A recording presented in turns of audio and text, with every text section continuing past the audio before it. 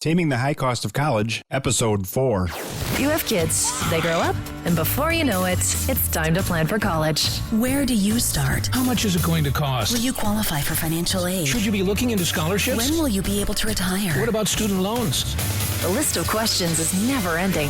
The good news is, all the answers are right here. Welcome to the Taming the High Cost of College podcast. Here is your host, certified financial planner, Brad Baldridge. Welcome back to Taming the High Cost of College. I'm your host, Brad Baldridge. Today, most of the episode is going to be dedicated to a great interview I did with Kreigh Knerr. He is a test prep expert on both the ACT and SAT test, which if you don't know much about them, those are the tests that most students will be taking prior to being accepted to college. So he's going to teach us all about what our plans should be and how we should work with the test and give us the inside scoop as far as what parents should be thinking about when it comes to testing. So if you've got a freshman, sophomore, junior, you definitely need to pay attention because there's things that you could be doing as soon as your freshman year, especially for kids that are on the aggressive track and want to really do the best they can on testing. For Brad Recommends, we have a website where we can get all kinds of state-specific information. So we'll talk a little bit more about that after the interview. I appreciate you spending the time and listening to this podcast. So without much further ado, I'm going to jump in with the interview with Kreigh.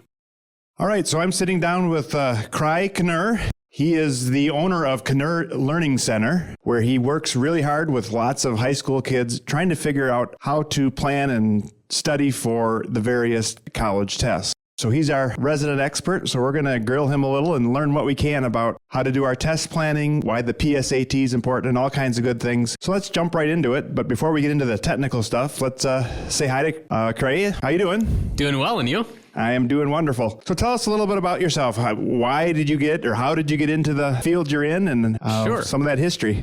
Well, I started tutoring all the way back when I was in high school. And when I was in college, I started contracting out with a bunch of different companies, providing SAT and ACT services, and all of a sudden saw kids' scores going up 200, 300, 400 points on the SAT, so between 3 and 8 points ACT. And I said, well, that's kind of strange, because when I was growing up, I thought the ACT was just what you know. I showed up and I took it and I did well. I said, great.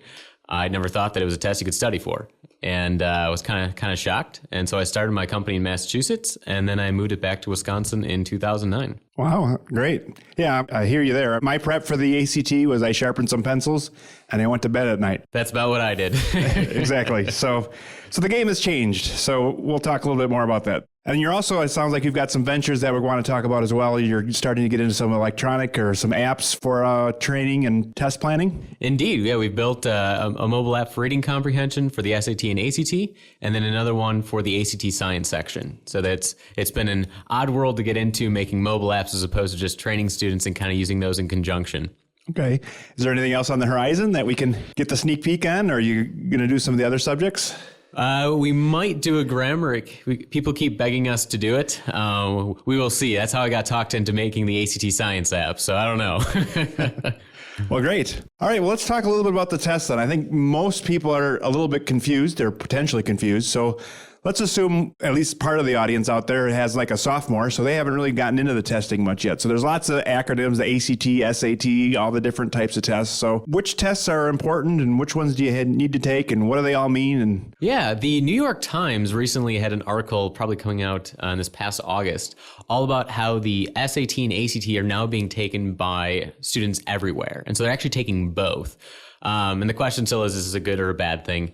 And generally speaking, it's neither good nor bad, but for some students, it's actually helpful to know both. And if you're a sophomore, this is really helpful because you can actually get ahead of the game. Because if you're growing up in the Midwest, you tend to be ACT focused, unless you're maybe in Indiana, where they do a little more SAT there. But if you're on the coast, it tends to be a little more heavy to the SAT. And when you're in your sophomore year, it's really helpful to be able to say, well, which tests am I going to be better on? So you can start focusing on that. And if you've grown up in the Midwest, again, all of our tests kind of look like the ACT. So the first time you see the SAT or the PSAT, it's a little funky. So it's nice to kind of get that out of the way your sophomore year so that your junior year, when you actually want to take them seriously, it's not this learning curve of what does this freakish test look like, but okay, cool. Which test kind of suits me better? Okay, so what you're saying is the SAT as far as style of test is substantially different than the ACT, like the types of questions? Yeah, they're very different. The ACT is a bit of a speed reading test. Top to bottom, it's a reading test. I always like to say that the ACT is the test that's written by the crooked lawyer trying to rob you of your family inheritance. So that's kind of how you have to view it. The questions, another way to think of it is like kind of the magician, like the show's over here, but they're really doing the action on the other side. That's a bit what the ACT is like. They kind of throw a ton of words at you in the question, but there's really just this one little tiny word that actually matters, but they've hidden it around 30 others. It's a little bit tricky because you're going really fast. The questions aren't as hard as they are on the SAT, but because you're going so fast, it's just as hard of a test. So when people say the ACT is easier than the SAT, that's a lie. It just depends on the person. If you're a really fast reader, the ACT certainly is a pretty easy test. If you're not a fast reader, it's kind of hellish. It's really a frightening test. Okay, so how do you know which one you should be taking? Well, that's a little bit of what the sophomore year can kind of help you do. If you take the PSAT in October, and that's coming up in a couple of weeks, sometimes you have to fight a little bit with your school because all the juniors are supposed to take it and sophomores are kind of, why are you taking it? So you kind of want to, see if you can take it then, or you can take a regular one, practice one on your own. But it's always a little more fun to take it live. And then, if you take the plan test your sophomore year, or the ACT towards the end of it, you can get an idea of the two tests. And the other way you can look at it is just think of how you like to learn. If you like vocab, the SAT is a very vocab heavy test. About a third to half your score on the SAT is going to be vocab based, whereas the ACT is a lot lighter in the vocab. But you can study vocab and it improves your score on the SAT, which is great. And you can actually sit there and reason with the questions. That's one of the fantastic things about the SAT is that you actually have time to think. But the part that's not so fantastic is the reading passages are a little bit harder. So there's a trade-off there. Okay, so I think we need to back up a little bit for people that aren't as familiar with testing because you threw a couple additional tests out there. You mentioned the plan, the PSAT. Sure. So we have the SAT, the PSAT, the ACT, the plan, and I happen to know another one, which is called the Explore. Yep. What are all those things? Yeah, the Explore is a baby ACT, and the plan is kind of like the middle brother between the Explore and the ACT. And so you take the Explore test usually in 9th grade, and then you take the plan test in 10th grade. Sometimes people take the Explore in 8th grade. But you take them and they give you an idea of where you might perform on the ACT, and they kind of give you an idea of where you might be performing in certain subjects. And all those tests cover grammar, and then comes math, and then comes reading, and then comes a pseudoscience section. It's called science, but it's not like anything you've probably seen in your classroom. Okay, so all those tests are all administered by the same company? Same company. They're all by act.org. Okay.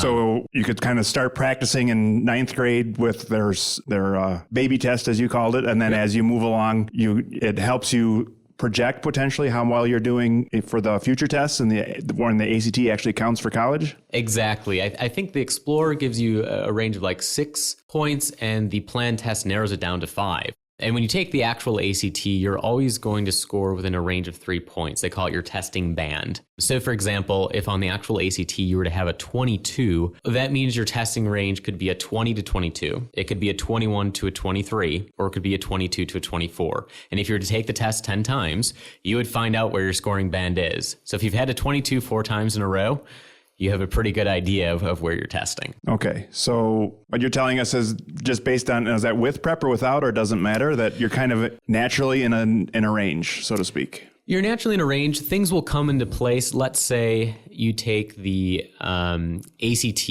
in the June of your sophomore year. So that would be very early. It'd be very early. Let's say you take it again December of your junior year, which is a pretty good time to take it. And because at that point you're into your math classes, you've got an idea of what's going on, you've read more, but maybe you haven't covered 5 topics that are on the ACT. And you may have and you may not have. It just depends on your class. So you're talking about classes in high school teaching you the material? Indeed. Okay. Yeah. The ACT tries to reflect academics. Now, how well it does it is a different question, but there's certainly a degree where it does. And math in particular, that comes into play, because it only tests up through pre-calculus. So I always get these students, well, I'm in Calc BC. And I'm like, well, that's not really going to help you that much. It really only goes up through pre-calculus in terms of what it's testing you on. But it if you are a junior and you're only in Algebra 2, which is okay, but you're only halfway through, you're not going to have covered everything that might be on the ACT. And so all of a sudden, if you take it in April, providing you haven't forgotten everything from the past 6 months, which sometimes happens, but let's say you remember it all, your math score might be 4 points higher, which could influence your overall score. And again, that can happen with other sections as well. Okay. So we've got the Explore, the Plan, and the ACT. Yep. And then I would guess that the PSAT and the SAT go together. Exactly. Is there a third test in that family, or is there just two? Just those two, which is kind of nice. There isn't a third one. If you live on the coasts, some of their tests look a lot like baby PSATs and baby SATs, but technically there isn't an actual like junior version of it. So the PSAT is kind of the first exposure. And the PSAT, in addition to being helpful in getting you used to the SAT and kind of predicting that, is also the National Merit Qualifying Exam, which if you're one of these students that tends to test in the 90th percentile and above, can be pretty important. Because national merit is one, just something colleges like to say, ooh, we have so many national merits. And sometimes they throw a lot of money at you, which I certainly would not object to. Right. Okay. So the national merit is based on the PSAT test. Correct. Now, if you take it as a sophomore or a junior, you can take it, right? I'm assuming only the junior one counts? Only the junior one counts. So the nice thing about taking it as a sophomore is that all of a sudden you know where you're scoring. And so if, for example, the PSAT scale basically just takes a 0 off the SAT scale. So the SAT is out of 2,400. The PSAT is out of 240. So if you ever see PSAT score of 1920, well, that's a 1,920 on the other. So it's like, 192 PSAT. Okay, 1920 SAT. That said, there are fewer sections on the PSAT, so don't extrapolate and say, well, I'm definitely getting this on my SAT, because let's say, for example, that on math, you've got a few weaknesses. There aren't going to be as many of those questions on the actual PSAT, but on the SAT, there's going to be all of them. So there's a correlation, but you have to remember that it's a little bit shorter. So the actual SAT is going to fluctuate a hair from it. There's about a 30-point deviation SAT scores. Much like the ACT hit a 3-point, SAT is 30-point per section. Okay. So what does this all mean for the typical family? Let's say I have a sophomore and we're trying to figure out how much testing we should be doing and so forth. And we have a sharp kid. He's, top 10% of his class. And he's talking like, John Hopkins or University of Chicago or some other, relatively competitive school. Sure. What do we do?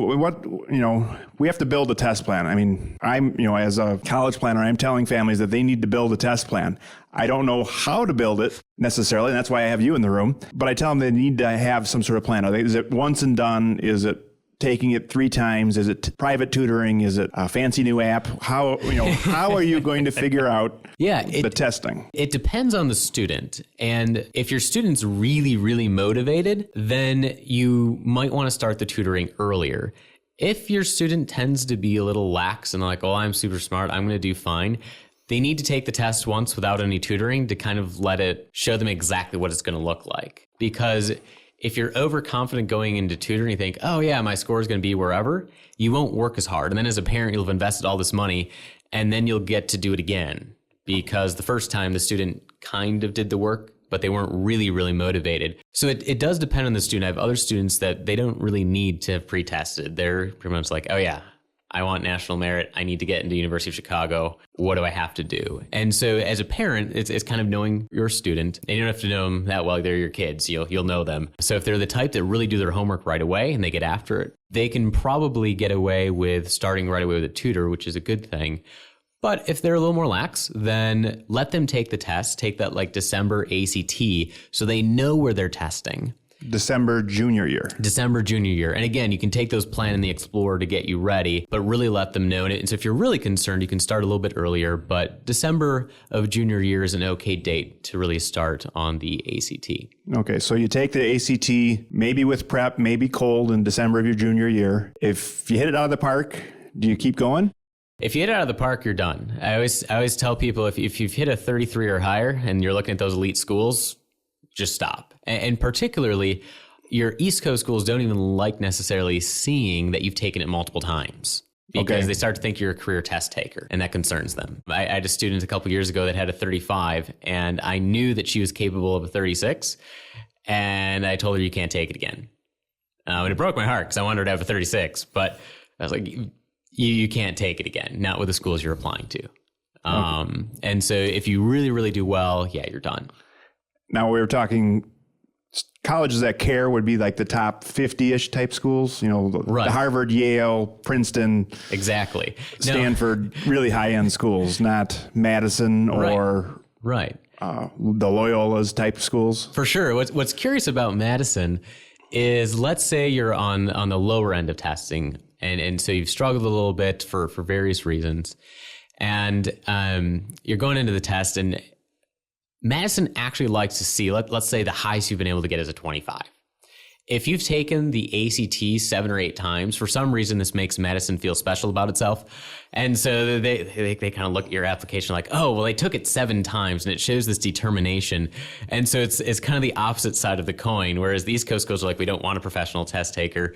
Madison's like, oh, if they're really striving to get into our school, we really like this. And so sometimes repeated performances on the ACT, even if you aren't making great strides, help just because it shows that grit to really try to succeed and get into a really good school like Madison. Right. And I should clarify for those of you that are across the country, Madison is University of Wisconsin flagship school. So it's ranked relatively high, and it's what our local kids are trying to strive for. Indeed. So let's say it doesn't go well, and you're saying, well, I get a 33 or better, I'm done. What if I get a 31 and I feel like I just blew it and I think I've got it in me, I want to keep working at it? Then what might you do? Yeah, some people want to keep working at it, and they study on their own, and that's completely fine. If you're going to study on your own, pick up the actual material. So you pick up the book published by College Board for the SAT. It's a big blue book. Or you pick up the red book published by the ACT. There are 5 real ACTs in there. And there's also one online or through your guidance office. Those are what you want to study from. You don't want to get one of the other big cookie cutter test prep books because they aren't as hard as the real test. Get the actual tests and work from those. If I have another student come up to me and say, oh, I was studying from this Princeton Review manual and I had a 34 in the grammar section, and then when I took the real test, I had a 28, I'm just going to have a hissy fit because I sit there like, yes, I know. It's not as hard as the real thing. You want the ones made by the actual test makers because those are real scored tests. And so you'll actually know where you are as opposed to this kind of pseudo test. Can I get those on Amazon? You can get those on Amazon. All right. Well, Barnes & Noble. We'll put links in the show notes to the actual books we're talking about here. Perfect. And so beyond those, there are some other good prep materials out there, but a lot of students, it's helpful to have a coach. Much like with soccer or tennis or football, it's kind of hard to watch yourself. And so it's really helpful when you're actually training to have someone come alongside you. It can make it go a lot faster. And sometimes they'll be able to pinpoint supplementary materials. And so having a tutor or a class on occasion can be very helpful. The only thing I'll say about high school courses is that there tend to be 40 to 50 other kids in there. You may not get a whole lot out of it. I've seen students have their scores drop as often as I've seen them go up from taking a high school course. And so you've kind of got to decide if that's the right setting for you. The other thing, in addition to picking up the real books or a tutor, is you can kind of do a hybrid. You can either do an online version of things, or you can certainly use mobile apps. And I'm personally biased towards the mobile apps, but the reason that I developed them is that my students don't like to sit in front of a computer screen that long. And if they are, they're already writing papers. But I've never seen a high schooler without their smartphone. So if you're a parent and you can do any apps, there are plenty of out there, and beyond even the ones my company has developed. Students like convenience, like the rest of us do. And so the one thing that I've noticed is that when you have a tutor alongside you, that helps because they're physically there. But if you put it in the form of a mobile app, then they can actually do that wherever they are, which is very helpful because they'll have 5 to 10 minutes of downtime here and there to train with, but they don't usually have their books with them. That was actually one of the reasons I built the apps, is I was sitting there going, my students never have their books. And then they're saying, oh, I couldn't study because I didn't have my big book with me, so why would I haul it around? It's like, well, there's a way around that. We now have smartphones. So there is some good from a high schooler having a smartphone. aside from the hefty phone bill. Great. All right. So I guess parents need to make a decision. Can you ballpark it? I mean, I guess I can too, but I've seen families spending $800,000 for private tutoring. Typical classes are 50, 100 to maybe 200 for a group class. There's a little bit of, you get what you pay for in there, I'm pretty sure. Yeah, there is, although there are companies that'll charge you top dollar and, the quality isn't there. The biggest thing I would do is ask your friends, ask your neighbors, and find out whom they've worked with, that they've worked with really well. The other thing is, again, knowing which type of student you have.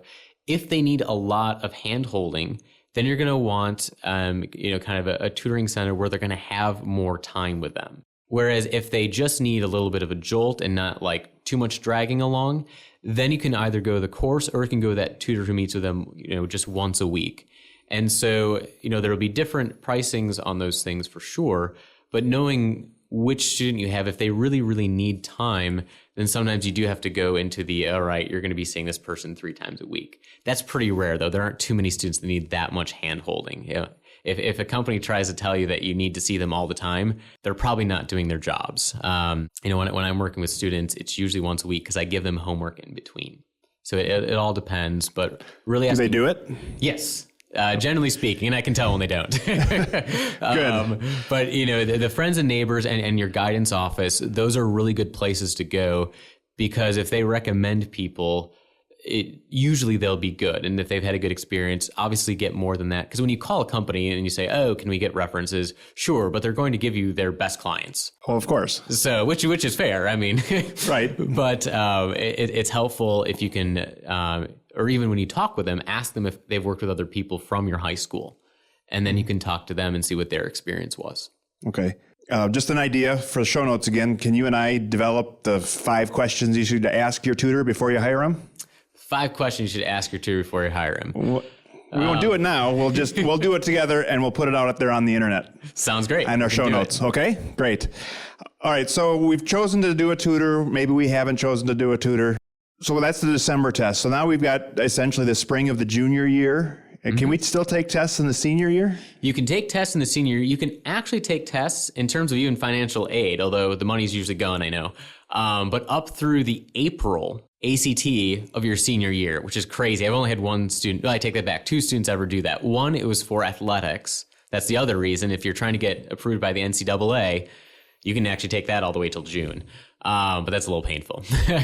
But in terms of financial aid, you can sometimes even take it as late as the April ACT, which is crazy. Generally speaking, though, fall of senior year is where you're going to want to kind of wrap things up. Early decision, early action, you're looking at the September ACT, the October SAT, and then early action, then the October ACT and November SAT. And then those December tests work for general admissions. And there's both a December ACT and SAT. And you can, again, take either. And it just depends on kind of what you want to do. I will say with the SAT, for a few schools, mostly on the coasts, they'll also make you take subject tests on occasion. And the subject tests are called SAT-2s. And all they really are AP tests. So if you've taken AP chemistry, just take the SAT-2 chemistry test. It's the exact same test, and you'll be just fine. I actually often say for SAT-2s, if you know you're applying to one of those East Coast schools, go ahead and take the May SAT, and then you can take the SAT-2s in May, and it's right after your AP testing. So you're already like raring to go and kind of juiced up from the APs. All right, so I just learned something there. So the AP tests, who administers the AP tests? College Board, which is the same company that administers the SAT-2s. All right, so you may have to take a chemistry AP and a chemistry SAT-2. Precisely. Essentially the same material, but just 2 different, yet similar tests. Yeah, exactly. So they're phrased the same way. They look a little bit different, obviously. But if you've taken AP chemistry, and you don't have to take AP chemistry, you could have taken honors chemistry. But if you've taken AP, which is a little bit higher grade, you'll likely do a little bit better on the SAT-2 chem test, just because you'll have had more chemistry in high school. All right. So let's talk a little bit about, instead of the top-notch student, let's say someone that's got a 3.5 in high school, but it's a competitive high school, so 3.5 might put you in, better than half the class, but not, maybe just barely in the top quarter, let's say. So sure. Definitely college bound, but you're not planning on Harvard and Yale. You're looking at a local state school or some of the local smaller privates, and you're just trying to decide, well, what do I do? Do I have to take the test and do all this prep? If I go score a 28, can I be done? What's the advantage or disadvantage, or what's the plan typically there? Sure. If you score 28, for example, that's usually your upper tier school starting threshold. So like Madison, University of Wisconsin-Madison, a 28 and above is usually pretty good. Again, you can have lower than a 28. Everyone will have, I know this neighbor. Well, that's great. The 28 is the general threshold for Madison. But when you're applying to those schools, if you're applying to a private school, sometimes you get more financial aid, depending on where your ACT score is. I'm sure there are certain schools, they set tiers, and it's like, a 27 is this, but if you have a 28, you get $2,000 more a year, and it's kind of this magic shiny object. Yes, let's touch on that, because that is something I know quite a bit about. A lot of schools will set tiers and they will publish it right in their website. So you can go look it up and say, if you have a grade point of this, or you're at this class rank and you have an ACT of this, you get $5,000 a year.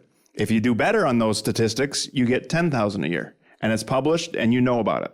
Yeah, exactly. Now, a lot of colleges do the same thing. They just don't publish it. Precisely. Yeah. They so kind you of don't bury know it in the site. Right. Or it's nowhere to be found. Right. And they'll never tell you until you get this financial aid package. You're like, They'll never tell you at all. Exactly. It's in the desk of the financial aid office. Well, they'll pull it out. They'll look at the chart and they'll say, all right, well, this kid's eligible for $5,000. And in the back of their mind, they'll say, if they'd just gotten one more point on the ACT, I could have given them 10. Yeah. And they're never going to tell you that, by the way. They're never going to say, you just missed it. So for a lot of, people ask me, well, should I do better? And financially speaking, better is always better.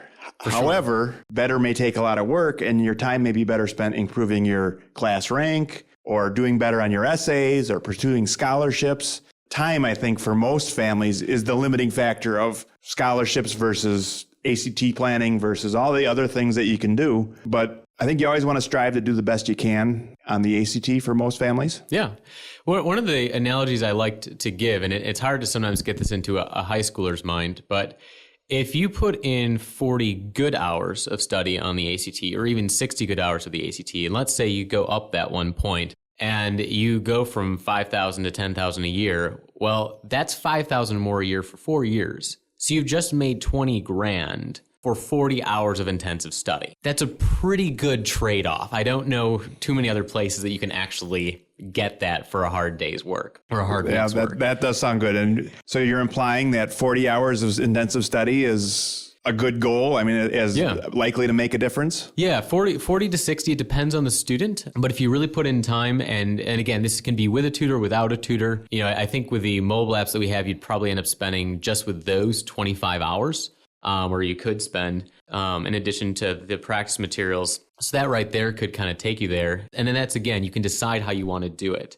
So if you have time to take out the book and study from it, great. If you're traveling, like you were saying, some students are really busy. Student athletes was one of the reasons I had to build the apps, because they were just, I'm going on a road trip for 2 weeks for basketball. What do we do? And so if you're busy in the performing arts or whatever, then you have to say, how do I need to study? And you make those accommodations. You say, okay, well, maybe I need to study this. Or, for example, let's say that you're really weak in grammar. If you've gone to a parochial school, if you've gone to a Catholic school, they tend to be pretty strong in grammar. But if you've gone to a lot of public schools, sometimes they don't. And that's just kind of educational philosophies and that sort of thing. But the ACT is really particular about where you put a comma. So maybe you want to pick up a grammar book and say, okay, I just need to learn these specific grammar rules. There's an app called Grammar Pop, which is really funny. I think it's like $2. And it basically tells you what's a noun? What's a pronoun? And so if you have trouble identifying those, you're one of the low end scorers. Well, you can get that app and train a little bit and start to figure some of those things out. All right, great. So now let's go all the way to kind of the struggling student. Okay. Most colleges are going to have some low-end score that they want to see. I mean, there are some colleges, their target audience is anybody that can write a check. For sure. But then, some people, I run into some families where the student is struggling and they would like to go to college, but they've got a test phobia, or they're one of those kids that, kind of defeats themselves before they even take the test, because they have the attitude of, well, I can't do this, or they get anxiety about a test or whatever it is. Right. So let's say that they come out of an ACT with an 18 or 20 and they're saying, well, gee, some of the schools I'm considering, it seems like I need to have a 22, 24. Yeah. I mean, Can we help them as well? I mean, is planning and yes. studying for them also an option? Oh, yes. I'll give you two scenarios. One was when we first launched just the reading app. We didn't have the science one out at that time. Student had a 12 overall ACT. Okay. Wow. Can you convert that to SAT for people that aren't as familiar with ACT? That's about, let's see, on the new scale, maybe 1,000. Okay. It's pretty low. 1,000 to 1,200, kind of in that range. It's very, very low. And we got the student to a 22, which is like 1,550, 1,600 SAT. Okay. Again, new scale SAT. So that's a pretty substantial jump. That's from 10 points. Yeah. Yeah, pretty much out of the game to, all right, now there's some colleges that will consider them. Yeah, the ACT actually accused him of cheating. So I had to actually write a letter to the NCAA saying, no, he actually didn't cheat because he was regularly testing at a 21, 22 range. It just so happened that it took him a while to get there. That was a student that I worked with for almost an entire year. Okay. Because again, that's a huge jump. But I had another student who kind of the same thing. And this is something that families, when they're going into the test, they always think of just the weakness. And so they say, oh, well, I was really bad here. Well, the thing is, 4 points in any one area on the ACT raises your overall score 1 point. So it doesn't matter where your points come from. And that's because they're averaging it. There's 4 different numbers that they average together. So if you can get any area up 4 points, it brings your overall score up 1. Exactly. And so if you can get 4 points in every category, cool, you went up 4 points. But I don't care where the points come from. They can come from wherever. Now, on the SAT, any point you get, which is kind of nice. It's one of the reasons I love the SAT, because in the ACT, a 23.5, again, based on rounding, is a 24, and a 24.25 is also a 24, which those are heartbreaking when you're like, I just needed 1 more point for that 24.5, and then I did 25 instead of the 24. Right. But all that to say, focus on strengths as well as weaknesses when you're preparing. Don't just isolate on the weaknesses unless your strength is already a 36. If it's not a 36, it can be improved. But I had this student, and so we worked, and he had scored a 13 twice in a row in the reading section, which is very low. And so, like, again, I said the ACT is a reading test. It's going to be hard work to get the score up. So we worked like crazy, took the test once, kind of did the reading comprehension app, but not really that hard. This is one of those students that kind of did the homework. And every section went up but the reading. It was a 13 again. I was like, oh my goodness. So I was like, all right, next test, you've got to do exactly what I need. And that time, the other sections kind of stayed up where they had been. They didn't go too much more higher, but the reading jumped to an 18. And so that's, again, another one of your kind of low-end students. And so then the overall shifted from what had been like a 19 to a 21 or 22, which was kind of where he needed to be scoring for those schools. Great. All right. So as a rule of thumb, then let's kind of boil it down to some really basic nuggets. But most students then are probably going to be taking either the ACT or the SAT or both. Yep. And I can break that down for you. 50% of the population is good on both.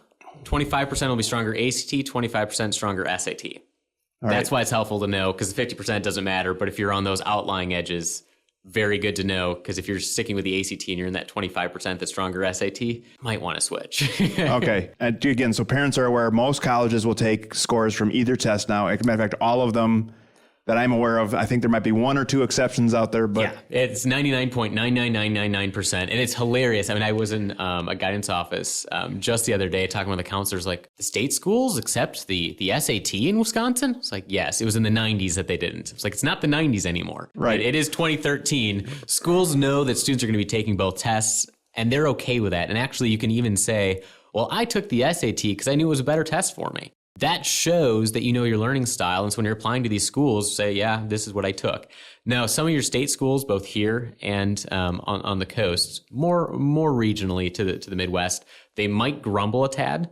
They're like, oh, well, we want the ACT. You say, yeah, I took the SAT. You have a conversion chart. Please use it.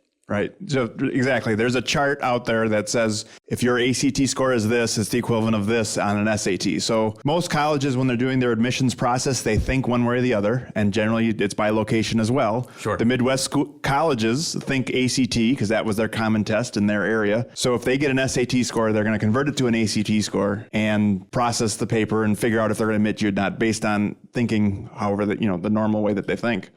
So here in the Midwest, we think ACT a lot. But SAT applies. So unless you're going to an extremely high-end school, it probably makes sense to take the test at least twice. For sure. 55% of the population improves from one test to another. 25% remains the same, and 20% drop. So if your score drops, you probably want to see somebody for some help. But you can definitely take it twice. You think, you know what, I can do better. Because again, 55% of the population, now that does include people who have been preparing, but over half the people who retake it do improve. Whether they've been preparing for it or not, we know at least over half do improve. So it's helpful to take it more than once. All right.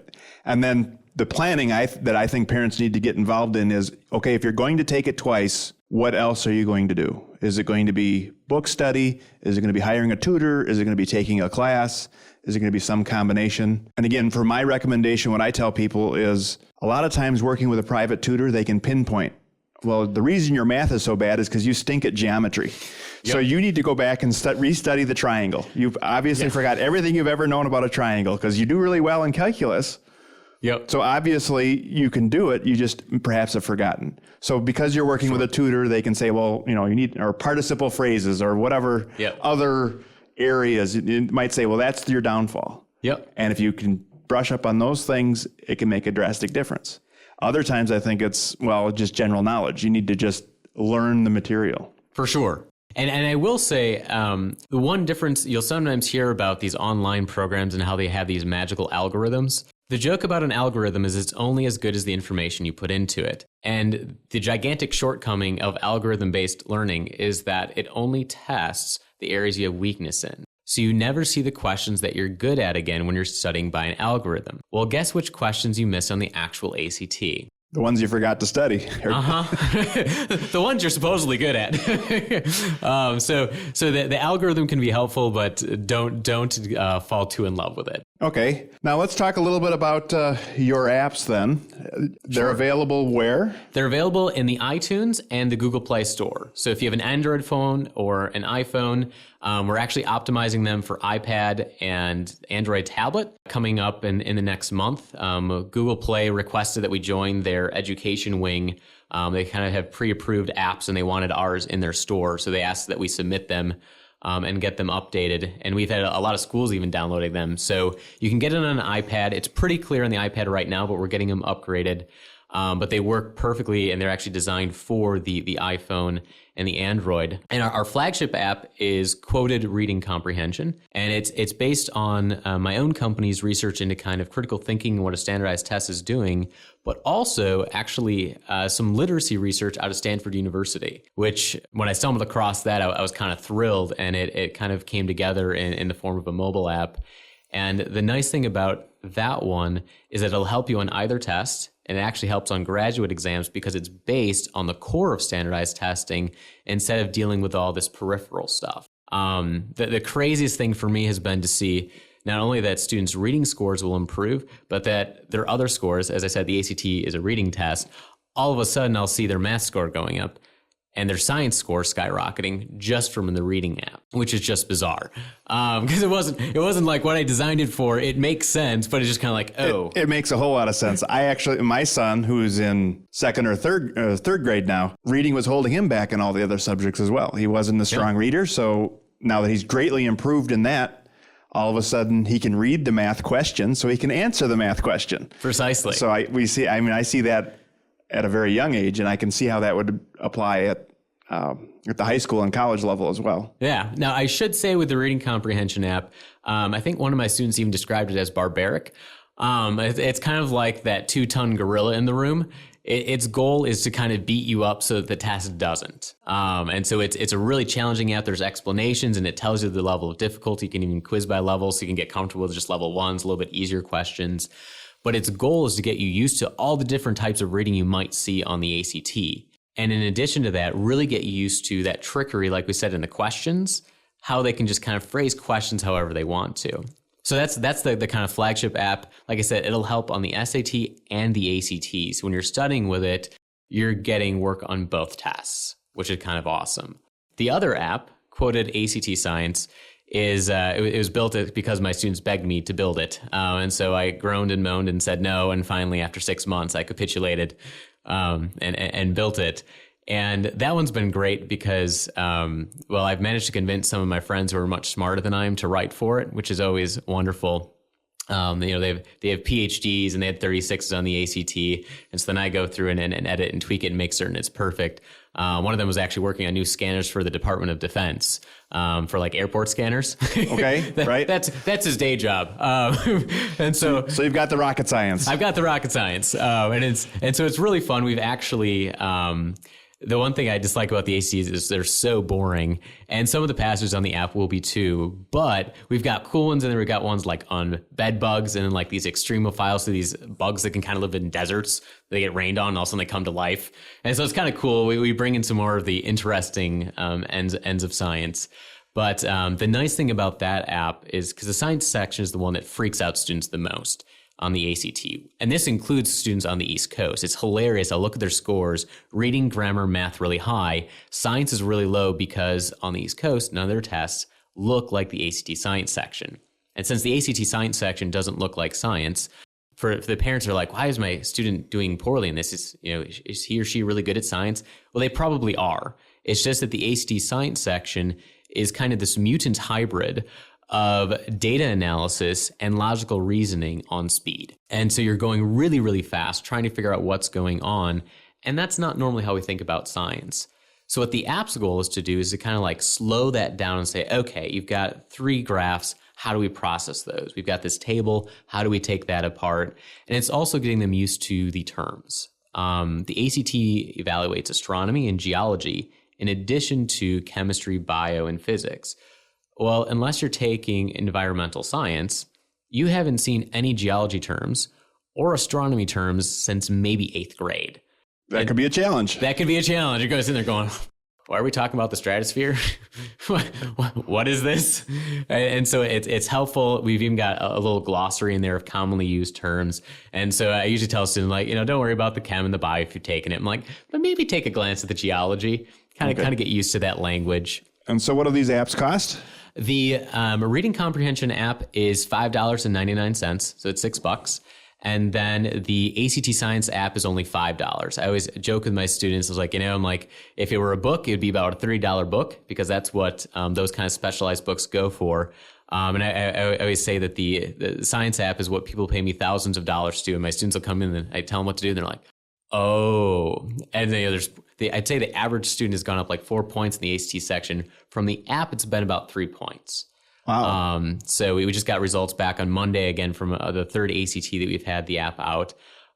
So for $5, if you actually use it, it's like any other tool, you have to use it. But if you actually go through and use it, the average user's gone up 3 points. So it's a lot cheaper than paying a tutor to do the same amount.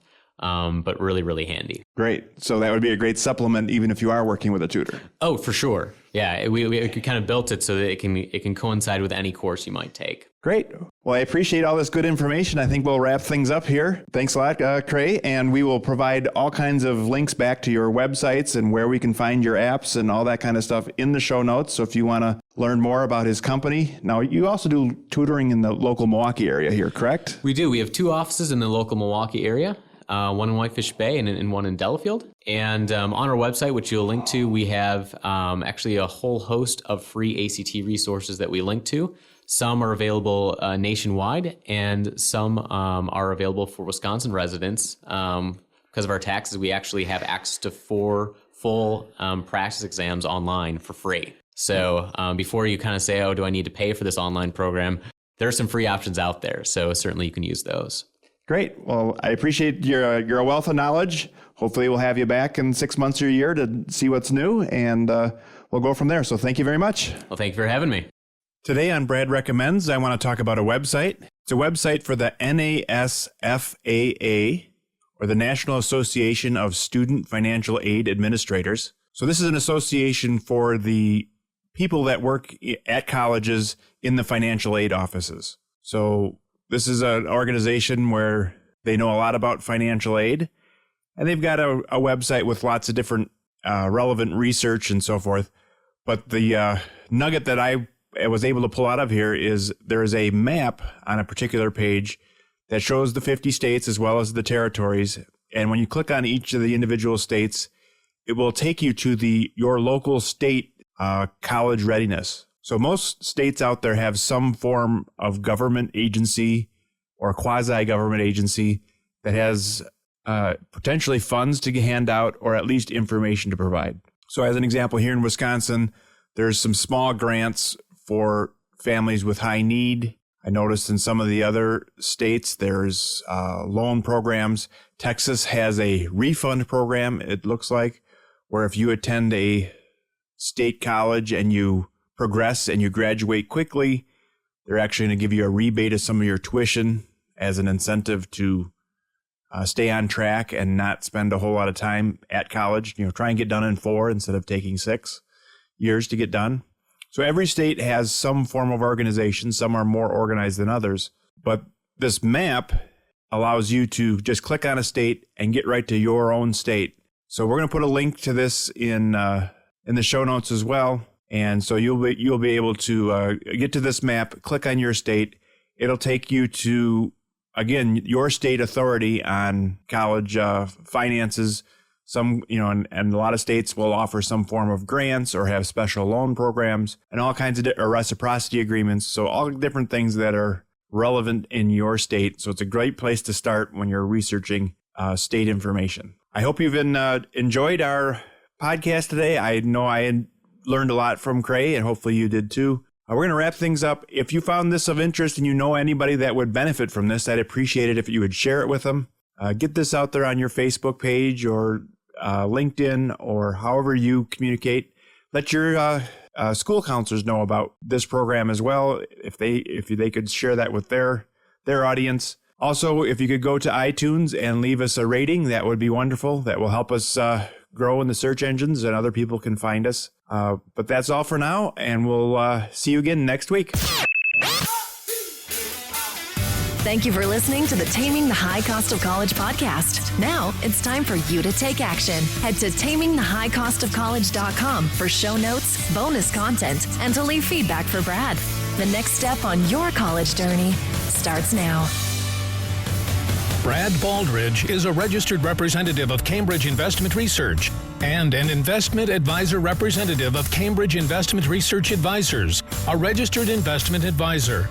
Securities are offered through Cambridge Investment Research Incorporated, a broker-dealer and member of FINRA and SIPC. Brad owns 2 companies, Baldridge Wealth Management and Baldridge College Solutions. The Baldridge companies are not affiliated with Cambridge Investment Research.